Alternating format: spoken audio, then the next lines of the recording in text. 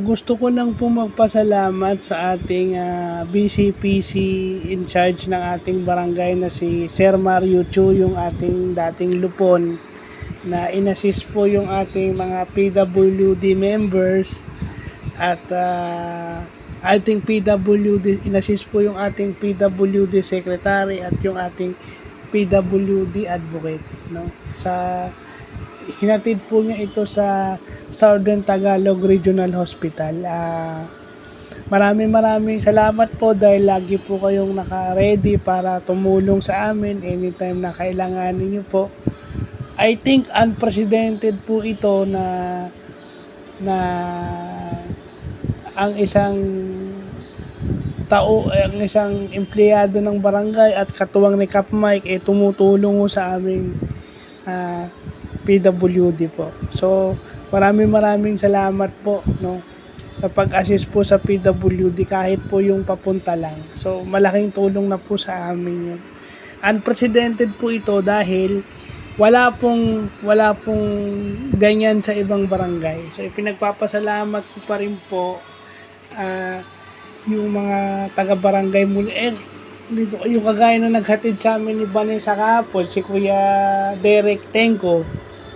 Dahil sa may tricycle, hinatid po kami sa main square at sa City Hall kahapon. So maraming salamat po kay Sir Mario Chu at kay Kuya Derek Tenko sa pag-assist sa mga katulad namin. Actually, first time din to na yung kaming mga officer, yung secretary, PRO, vice, lumakad ng hiwalay. Kasi ang usually nangyayari is yung mga officer pag lumakad sila isang lakad, pero ito nangyari unprecedented na dalawang magkaibang lakad na parehong na-accomplish, no?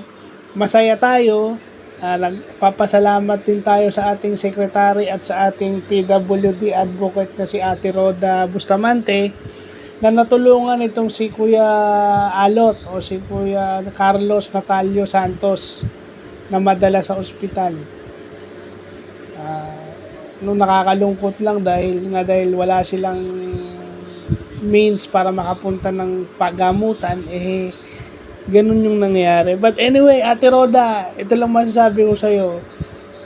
First time yan na may officer na nagdala ng member niya sa ospital na ang nag-a-assist sa kanya hindi talaga sa barangay. Ibig sabihin, yung ginawa mo, nakasama ang ninong mo, tayo pa lang ang nakakagawa. Kasi yung sasakyang ginamit nyo, pansasakyan pang sarili ng ninong mo. Hindi yung sasakyan ng barangay.